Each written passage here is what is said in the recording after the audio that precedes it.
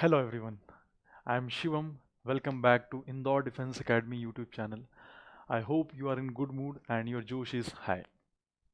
So today we are continuing our third series of science lecture and in which we have again come back with mixed series.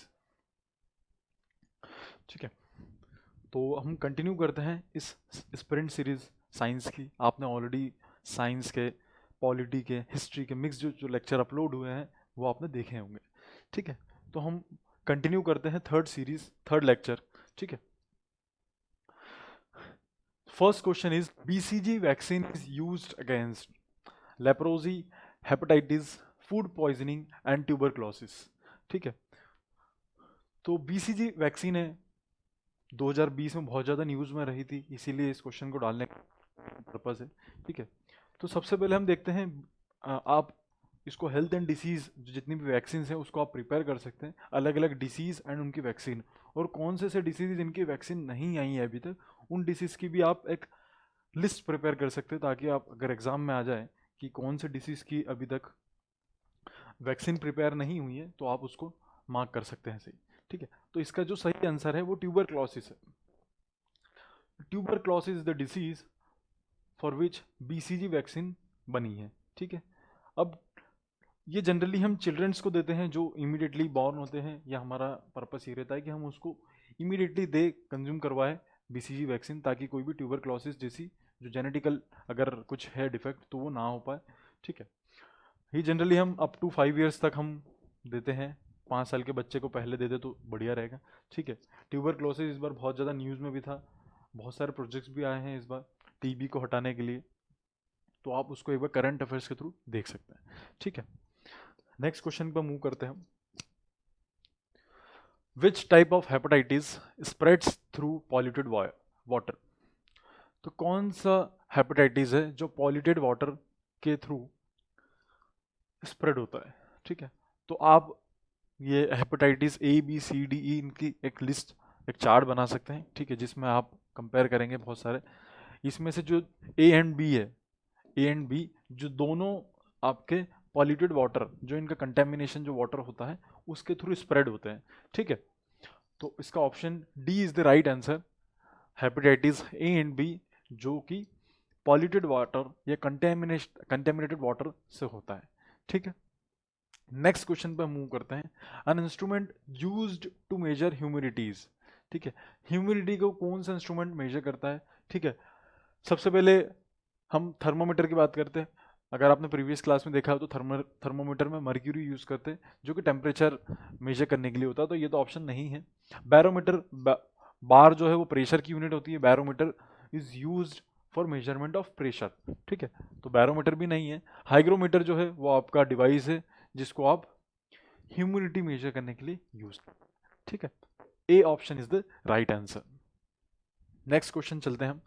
Which is used in making microchips. इनमें से कौन सा substance है जिसको आप microchips, basically microchips are used in electronic devices. ठीक है, तो इस साल ये क्वेश्चन डालने का एक और मकसद है कि इस साल सेमीकंडक्टर बहुत ज़्यादा न्यूज़ में है.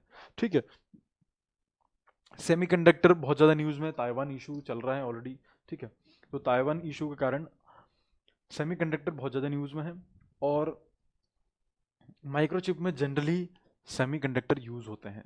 ठीक है, तो रिसेंटली मोदी जी ने भी, हमारे ऑनरेबल प्राइम मिनिस्टर ने डिसाइड किया है कि कैसे न कैसे करके जो हमारे सेमीकंडक्टर की जो इंडस्ट्री है वो हम इंडिया में लेके आ पाए. ठीक है, तो हमको इन ऑप्शंस में तो देखना है कि कौन सा माइक्रोचिप्स में सेमीकंडक्टर है. तो zinc is not an semiconductor, copper is not an semiconductor. ठीक है, iron is again not an semiconductor. Only option is a, silicon. अगर इसकी जगह जर्मेनियम होता है, वो भी सेमीकंडक्टर है, तो हम उसको भी मार्क कर सकते थे. ठीक है, नेक्स्ट क्वेश्चन मूव करते हैं. Which of the following statement is true about work in physics. ठीक है, वर्क के लिए इनमें से कौन सा स्टेटमेंट जो है वो ट्रू है.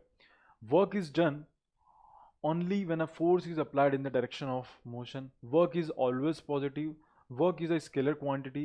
Work is independent of the time taken to complete. इसके पहले हम थोड़ा सा वर्क के बारे में जान लेते हैं कि वर्क एक्चुअली में होता क्या है। ठीक है, तो आपने क्लास 9th की physics work energy power I hope पढ़ रखा होगा। एक बार अपन क्विक रिवीजन देख लेते हैं। वर्क क्या होता है? फोर्स इनटू डिस्प्लेसमेंट होता है। ठीक है, W is equals to F into S, ये हमारा फॉर्मूला होता है। ठीक है, यहाँ पर डॉट प्रोडक्ट है तो W इक्वल्स टू एक एफ एस कॉस थीटा आ जाएगा। ठीक है, इस थीटा के कारण फॉर एग्जांपल हमारा ये फोर्स है, ये डिस्प्लेसमेंट है, ये जो एंगल है हम इसी को थीटा डिनोट कर रहे हैं। ठीक है, अब ये आपका एफ एस कॉस थीटा है। हम एंगल, तीन एंगल बेसिकली हम रखते हैं, या तो थीटा 0 होगा, या थीटा 180 होगा, या थीटा 90 डिग्री होगा। ठीक है, तीन एंगल अगर रखेंगे तो अलग अलग टाइप का वर्क डन होगा, वो हम चेक करते हैं। अगर हमने यहाँ पर थीटा 0 रखा, थीटा अगर हमने 0 रखा तो कॉस 0, आपको पता है कॉस 0 जो होता है वो भी 0 होता है, तो पूरा वर्क डन क्या हो जाएगा? 0 हो जाएगा। तो एक हो गया 0 वर्क डन। ठीक है, अगर हमने कॉस को 180 रख दिया, कॉस 180 होता है -1। ठीक है, इससे क्या हो जाएगा? W इक्वल्स टू माइनस में एफ एस, तो हमारा वर्क डन कैसा हो जाएगा? Negative work done. ठीक है, हम अगर कॉस थीटा को 90 रखते हैं तो कॉस 90 होता है,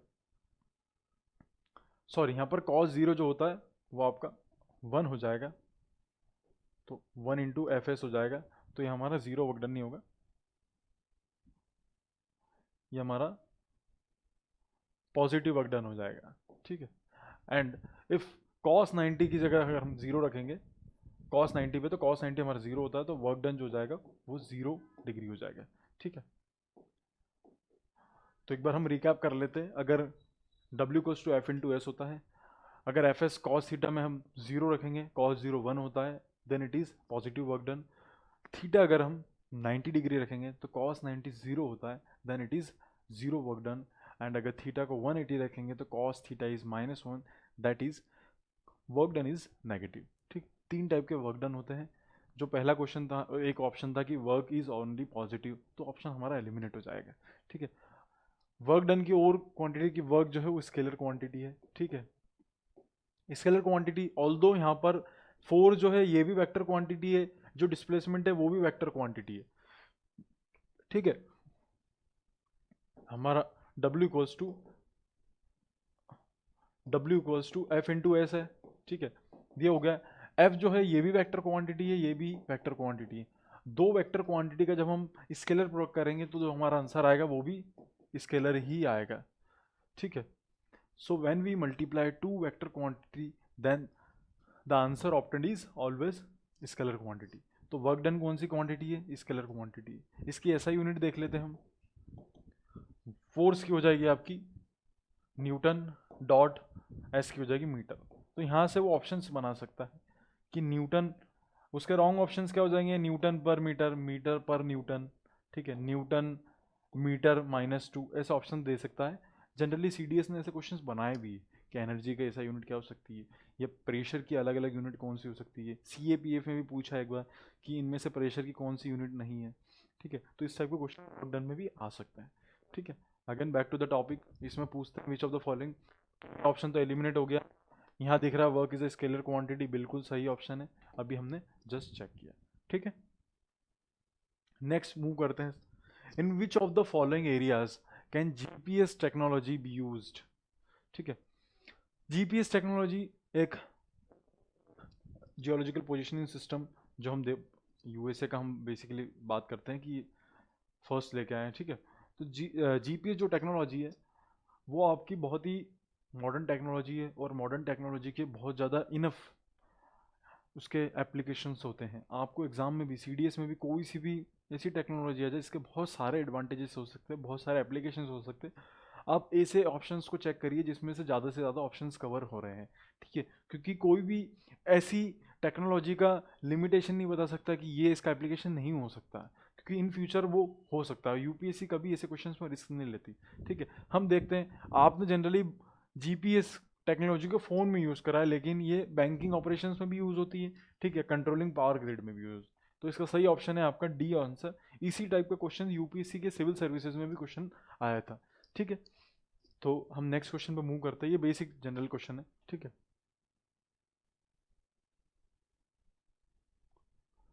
which of the following statement is are correct? Virus can infect. तो मैंने, जब आपने फर्स्ट क्लास अगर देखी हो, तो वायरस पे मैंने आपको बताया था कि बॉर्डर लाइन केस होता है लिविंग एंड नॉन लिविंग के। ठीक है, आप इसके बारे में और डिटेल से पढ़िए। वायरस बहुत इंपॉर्टेंट टॉपिक है। लिविंग और नॉन लिविंग के बीच में बाउंड्री लाइन केस होता है। ठीक है, तो अब ये क्वेश्चन है कि कौन कौन सा इसमें से माइक्रो ऑर्गेनिज्म है जिसको वायरस इन्फेक्ट कर सकता है। बैक्टीरिया कर सकता है, बिल्कुल कर सकता है, फंगाई एंड प्लांट्स। जब बैक्टीरिया को वायरस इन्फेक्ट करता है तो हम उसको बैक्टीरिया फेजेस बोलते हैं। ठीक है, तो आपने पढ़ रखा होगा, बैक्टीरिया को कर सकता है, फंगाई को भी कर सकता है, बिल्कुल। प्लांट्स को तो हमने देखा ही है, बैक्टीरियल वायरस लग जाता है। ठीक है, इसी के लिए हमने बीटी कॉटन वगैरह ये सब लेके आए थे हम। ठीक है, तो इसका सही ऑप्शन है answer D, all if the above 1, 2 and 3। तो वायरस जनरली किसी को भी इन्फेक्ट कर सकता है ना। Recently, India signed a deal known as Action Plan for Prioritization and Implementation for Cooperation Areas in the Nuclear Field. Nuclear field से हमने recently एक्शन प्लान के लिए डील कर रही है। कौन सी कंट्री है? ठीक है, करंट अफेयर्स का क्वेश्चन है, इसका सही आंसर है रशिया। ठीक है, इस टाइप के क्वेश्चन भी आ सकते हैं। The rear view mirror used in motor vehicle is concave, convex, plane, none of the above. तो हमने इसके प्रीवियस वीडियो में भी देखा था कि लेंस कितने टाइप की हो सकती है। तो आप जनरली मिरर हमारे दो टाइप के होते हैं, कॉनकेव एंड कॉन्वेक्स। ठीक है, सिमिलरली हमारे लेंस भी कॉनकेव एंड कॉन्वेक्स, ये हमारी चार टाइप के हमारे पास लेंसेज मिरर है। आप इनके यूजेस का एक चार्ट प्रिपेयर कर सकते हैं। ठीक है, तो आप चार्ट प्रिपेयर कर सकते हैं जहाँ से आपको सारी चीज़ें इनकी यूजेस मिल जाएगी। क्योंकि जनरली यूपीएससी सीडीएस का जो ट्रेंड है उसमें वो एप्लीकेशन चीज़ों पे ज़्यादा फोकस करता है, तो आप उनके एप्लीकेशंस भी प्रिपेयर कर सकते हैं। ठीक है, तो इसका सही आंसर है हम कॉन्वेक्स मिरर का यूज़ करते हैं। रीज़न बीइंग कि हमें कम स्पेस में, हमारे मिरर में हमको ज़्यादा व्यू दिख सकता है, हमको ज़्यादा व्हीकल्स दिख सकते हैं, जिससे हम हमारे आसपास की चीज़ों पे फोकस कर पाएँ। ठीक है, तो रियर व्यू मिरर जो है वो हम कॉन्वेक्स मिरर में एप्लीकेशन लेते हैं उसको, कॉन्वेक्स में। ठीक है, नेक्स्ट क्वेश्चन पे चलते हैं। The kinetic energy of an object depends on which of the following factors. तो अगर आपको काइनेटिक एनर्जी पता है, ये होती है हाफ एम वी स्क्वायर। ठीक है, हाफ एम वी स्क्वायर होता है। एम क्या होता है? आपका मास होता है। ठीक है, वी क्या होता है? आपकी वेलोसिटी होती। तो सही ऑप्शन है मास एंड वेलोसिटी। इसका एडिशनल हम क्या देख सकते हैं यहाँ से टेक अवे से, के इक्वल्स टू क्या होता है हमारा? Half M V square. ठीक है, अगर मैं यहाँ एक एम का मल्टीप्लाई करूँ और एक एम का डिवाइड करूँ, ठीक है, एक एम मेरा ऑलरेडी है और वी स्क्वायर ऑलरेडी है, मैंने एक एम का मल्टीप्लाई करा है, एक एम का डिवाइड करा। ठीक है, अब मेरा यहाँ पर हो जाएगा half M N to M, M square, V square already है और अपॉन में एम। ठीक है, इक्वल्स टू में चल रहा है हमारा के ई। ठीक है, अब अगर आपने पढ़ा हो मोमेंटम जो होता है वो मास इंटू वेलोसिटी होता है। ठीक है, तो यहाँ एम और वी की जगह हम मोमेंटम लिख सकते हैं, उसका स्क्वायर लिख सकते हैं। तो हाफ पी स्क्वायर अपॉन में एम इज इक्वल्स टू के ई। ठीक है, अब ये 2m हम उधर मल्टीप्लाई कर देंगे। ठीक है, तो ये हो जाएगा 2m के ई। ठीक है, इक्वल्स टू पी स्क्वायर। अब स्क्वायर उधर रूट में चले जाएगा तो अंडर रूट 2m के ई इक्वल्स टू पी। ये है relation between momentum and kinetic energy. ठीक है, ये बहुत बार सीडीएस ने इस पे एक न्यूमेरिकल भी पूछ रखा है और डायरेक्ट फॉर्मूला भी पूछ रखा है, which of the following is true about relation between momentum and kinetic energy. तो आप इसको एक बार नोट डाउन कर लेना, इस पे एक दो इजी से वैल्यू पुट वाले आप न्यूमेरिकल कर सकते हैं। ठीक है, तो इसका सही आंसर है मास इनटू वेलोसिटी। हमारा नेक्स्ट क्वेश्चन है presence of fluoride in drinking water is associated with. जब अगर हम जो पानी पी रहे हैं, जो हम पानी कंज्यूम कर रहे हैं, उसमें अगर फ्लोरीन प्रेजेंस है तो हमें क्या क्या डिफेक्ट्स हो सकते हैं, ये क्वेश्चन है। ठीक है, अब वो आपको एग्जाम में डायरेक्ट क्वेश्चन ऐसा नहीं देगा, आपको इस टाइप के क्वेश्चन ऐसे दे सकता है कि A B C and D, फिर यहाँ पर अलग अलग एलिमेंट के नाम यूज़ करेगा, फ्लोरीन हो गया, सोडियम हो गया, आयोडीन हो गया, और उनके डिसीज एसोसिएटेड दे देगा आपको, फिर आपको मैच द कॉलम देगा वो। ठीक है, या इसी का जो रिसेंट ट्रेंड फॉलो हो रहा है, only 1 pair, only 2 pair, only 3 pair, इस टाइप से आपसे क्वेश्चन बना सकता है। ठीक है, तो आप इस टाइप से क्वेश्चन कर सकते हैं। तो फ्लोराइड के एब्सेंस में क्या क्या हो सकता है, प्रेजेंस ऑफ फ्लोरीन में क्या क्या हो सकता है, तो mottling of teeth. Mottling of teeth एक ऐसा फिनोमेना है, दांतों में डॉटेड मार्क्स आ जाते हैं, हल्के हल्के से धब्बे आ जाते हैं, ठीक है, दांत में, मॉटलिंग ऑफ टिथ ये होता है। डेंटल फ्लोरोसिस हो सकता है, स्केलेटल, इसका सही आंसर है D, all of the above. जितने भी आपके ये प्रेजेंस ऑफ फ्लोरीन, ये आपके ड्रिंकिंग वाटर में अगर ये प्रेजेंट है तो आपको ये सारी सारी चीज़ें हो सकती है। ठीक है, during respiration in human being the actual place of gaseous exchanges bronchi, nasal passage, alveoli या ट्रैकिया। ठीक है, अगर आपको थोड़ा बहुत आपने अगर रेस्पिरेशन पढ़ा है तो हमारा, ठीक है,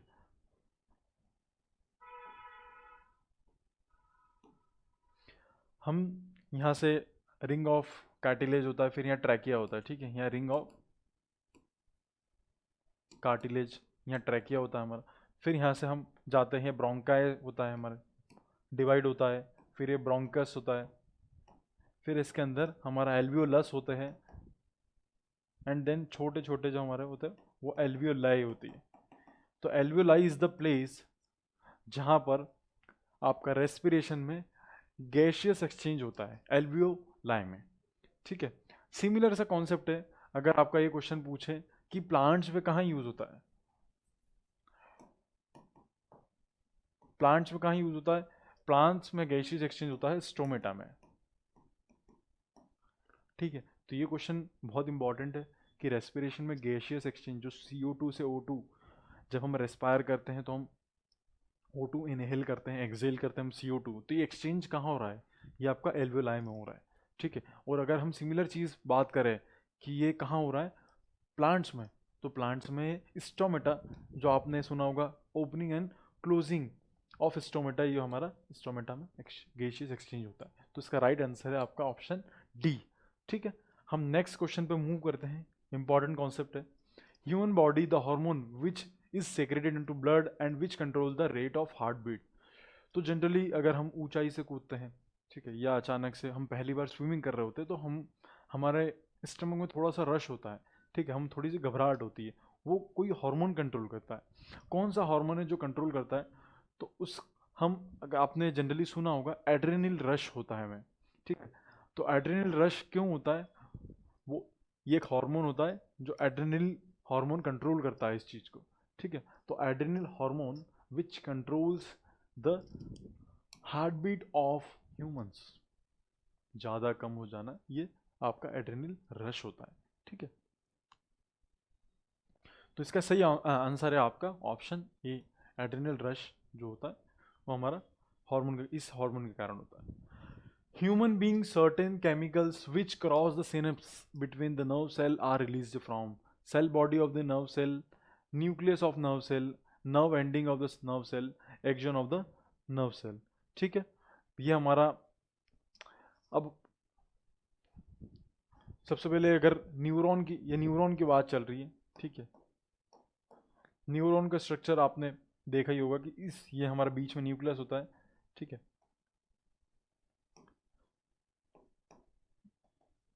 ये कंटिन्यूशन में हमारा ये होता है। ठीक है, ये हमारा न्यूक्लियस होता है, ये हमारी सेल बॉडी होती है।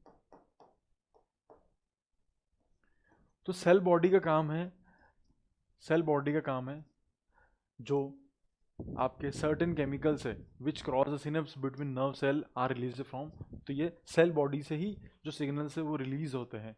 ठीक है, फिर हमारा एक्सॉन आ जाता है यहाँ पर ऐसे कंटिन्यूशन में। ठीक है, तो ये आपका नर्व सेल बेसिकली होता है। ठीक है, तो ये कौन कंट्रोल करता है? तो ये cell body of the nerve cell control करता है। ठीक है, तो option A is the right answer. Next lecture पे चलते, नेक्स्ट क्वेश्चन पे चलते, sorry. Which of the following is the major function of platelets? तो प्लेटलेट्स, फॉर एग्जाम्पल, प्लेटलेट्स का काम क्या होता है? ये हमारी बॉडी है, ठीक है, यहाँ पर हमको थोड़ा सा कट लग गया है, तो यहाँ से जो हमारा ब्लड है यहाँ से आउट होने लगता है। ठीक है, यहाँ से हमारा ब्लड जो है वो निकलने लगता है। ठीक है, तो हमारे ब्लड में छोटे छोटे प्लेटलेट्स प्रेजेंस होते हैं जो इस टाइप के शेप, इस शेप में दिखते हैं। ठीक है, अब ये प्लेटलेट्स क्या होते हैं? इस वाउंड पे जाके ऐसे इकट्ठा हो जाते हैं, जिससे वहां पर थोड़ा सा ब्लड निकल नहीं पाता वहां से।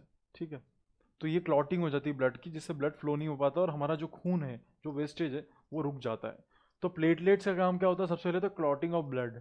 ठीक है, तो option A is the right answer. अब दूसरा क्वेश्चन आपसे पूछा जा सकता है कि क्यों होता है?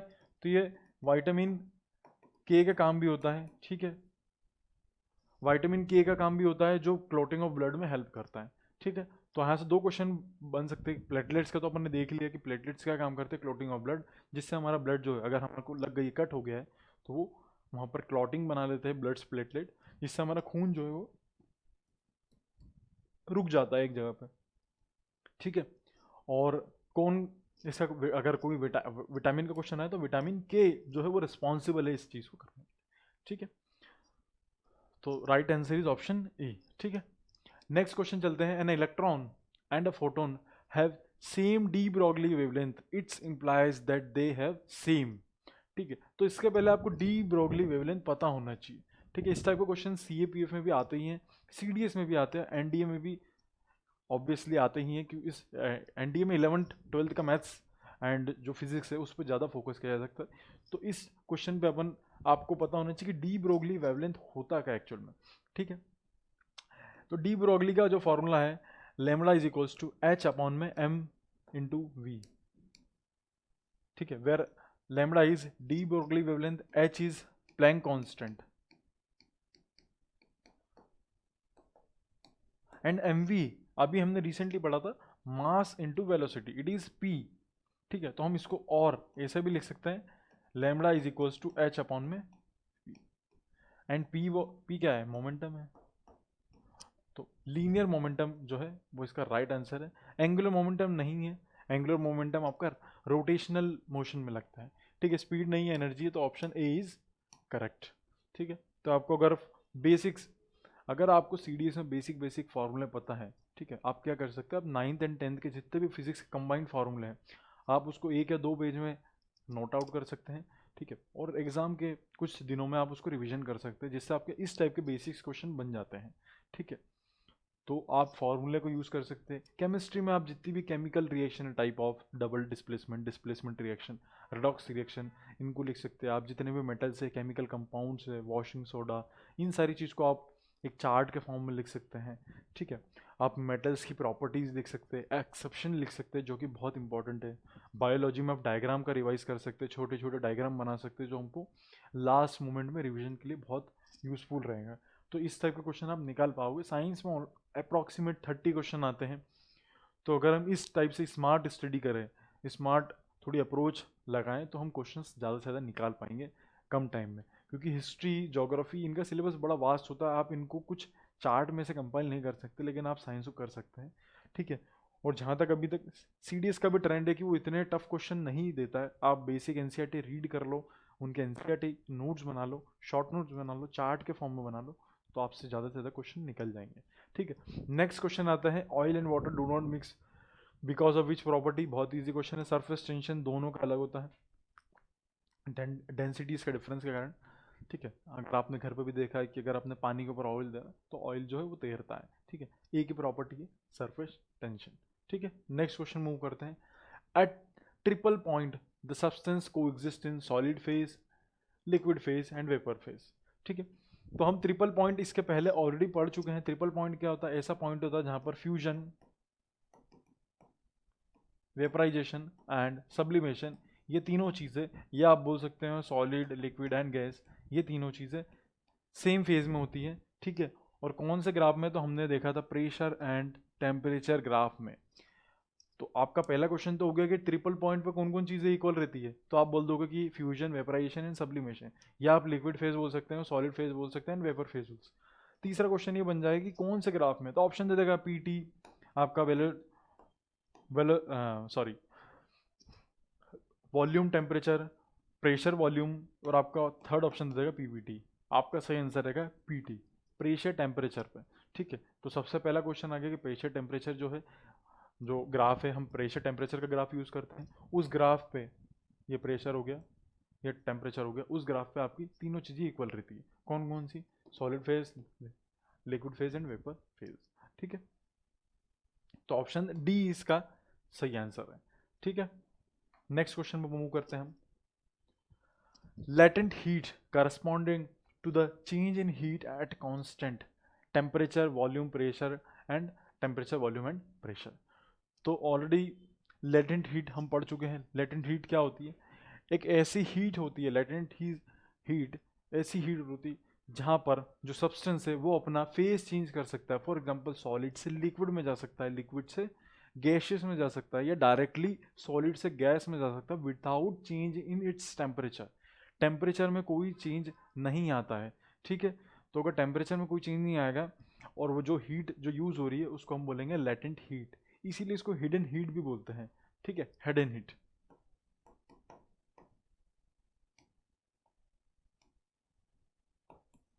छुपी हुई हीट। ठीक है, क्योंकि टेम्परेचर का ज़्यादा चेंज नहीं आता है तो हमको पता नहीं चल पाता। ठीक है, तो इसका राइट ऑप्शन है टेम्परेचर ओनली। लेटेंट हीट जो आपका टेम्परेचर कांस्टेंट होता है उसमें चेंज बिल्कुल नहीं आता है। ठीक है, तो option A is the right. Last question हम देखते हैं, in which part of the cell the glucose is converted into pyruvate. तो किस पार्ट में जो आपका ग्लूकोज है वो कन्वर्ट होता है पायरुवेट में, तो इसका सही आंसर है साइटोप्लाज्म।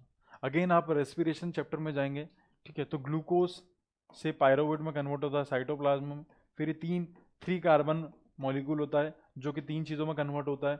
ठीक है, एक हमारी मसल में होता है, एक आपके माइटोकॉन्ड्रिया में होता है, एंड एक आपकी एब्सेंस ईस्ट वगैरह में होता है। ठीक है, इसमें माइटोकॉन्ड्रिया में O2 प्रेजेंस होता है, सॉरी इसमें O2 एब्सेंस रहता है, हमारा लैक्टिक एसिड बनता है। तो लैक्टिक एसिड कब बनता है? फॉर एग्जांपल हम कोई सा भी टास्क है जो हम बहुत ज़्यादा टाइम तक कर रहे हैं। ठीक है, फॉर एग्जांपल टीचर ने आपको बोल दिया है कि आपको बैग पकड़ के कंटिन्यूसली खड़े रहना है, या आपको कंटिन्यूसली हैंड्स अप करके रखना है, तो आप नहीं कर पाएंगे क्योंकि आपकी बॉडी में जो आपके मसल्स में जो मसल में आपका लैक्टिक एसिड बन जाएगा। ठीक है, तो वो लैक्टिक एसिड आपको पेन क्रिएट करता है जिससे आप वो काम कंटिन्यूसली नहीं कर पाते। ठीक है, दूसरा ऑप्शन है माइटोकॉन्ड्रिया।